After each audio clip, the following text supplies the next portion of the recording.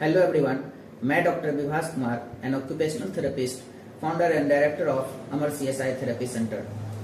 आज मैं बात करूंगा कि ऑटिज्म के रीजन क्या क्या हैं या कौन कौन से काउज ऐसे हैं जिसकी वजह से बच्चों में ऑटिज्म डेवलप हो जाती है या ऑटिज्म होता है।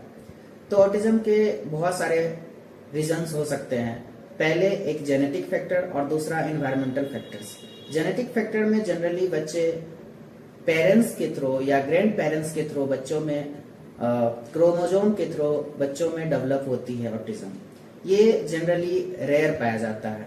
But most of the case में आजकल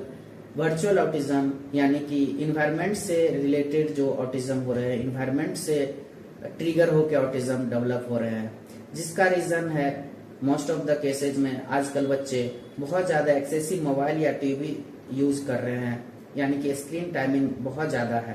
जिस वजह से उनका वर्चुअल डेवलपमेंट हो रहा है। दूसरा, आजकल बच्चे न्यूक्लियर फैमिली में ज्यादातर रह रहे हैं, यानी कि उनके सिर्फ माता पिता यानी कि पेरेंट्स रहते हैं। बट पहले के जमाने में मोस्ट ऑफ द फैमिली में ज्वाइंट फैमिली हुआ करते थे, जिसमें कि उनके बहुत सारे फैमिली मेंबर्स रहते थे, जिससे होता था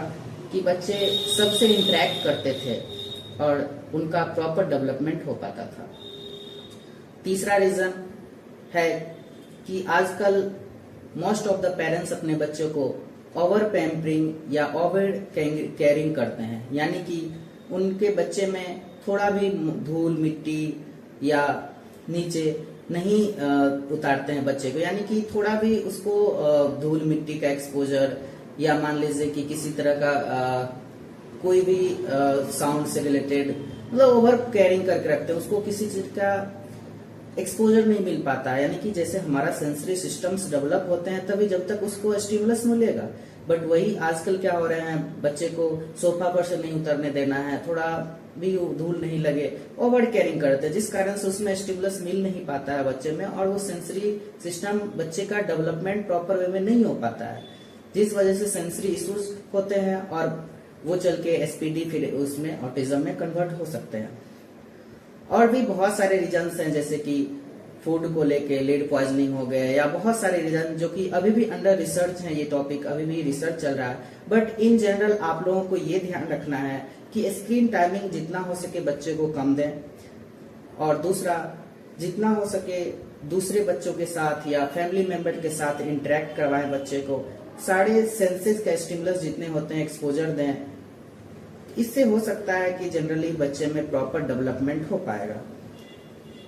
और सबसे मोस्ट इम्पोर्टेंट, बहुत सारे पेरेंट्स बोलते हैं कि एक X बच्चा है वो भी मोबाइल देखता था, बट Y बच्चा है जो मेरा बच्चा है उसमें ऑटिज्म डेवलप हो गए, वो भी मोबाइल देख रहा है। तो सबसे बड़ा डिफरेंस यहाँ पे ये हो जाती है कि जो X बच्चे थे वो मोबाइल भी देखते थे, लेकिन वहां पे एक लिमिटेशन जरूर होगी। कहीं ना कहीं मोबाइल के साथ साथ उनके फैमिली मेंबर जितने भी होंगे या पेरेंट्स होंगे बाकी चीजों में भी इन्वॉल्व करते होंगे, जैसे कि गेम खेलने में या उसके साथ टाइम स्पेंड करने में, यानी मोबाइल के साथ बाकी सेंसरी एक्सपोजर उन फैमिली मेंबर्स के साथ उनसे बातचीत बच्चों का, ये सारे चीज भी एक्सपोजर मिलता होगा, जिस कारण से उसमें ऑटिज्म या डिलेड माइलस्टोन या किसी भी तरह का सेंसरी इशू डेवलप नहीं हुआ। बट वही एट द सेम टाइम जो Y बच्चे हैं, जो मेरे बच्चे हैं, यानी कि जो पेरेंट्स बोलते हैं, उनमें ज्यादातर मोस्ट ऑफ द टाइम में मोबाइल सिर्फ एक्सपोजर मिलता है और उनमें बाकी चीजों का एक्सपोजर नहीं मिलता है, बस मोबाइल पे ज्यादातर रहते हैं। यानी कहने का मतलब है कि मोबाइल अगर देखते भी हैं बच्चे तो एक टाइम होना चाहिए और कम से कम होना चाहिए, उसके साथ में बाकी एक्टिविटीज भी होनी चाहिए, जिस वजह से उसमें प्रॉपर डेवलपमेंट हो पाए। तो इसका यही रीजन है कि जो बच्चे मोबाइल टीवी देखते भी हैं थोड़ा बहुत, बाकी चीज में एक्टिविटीज भी करते हैं, उनके फैमिली मेंबर्स, उनके मदर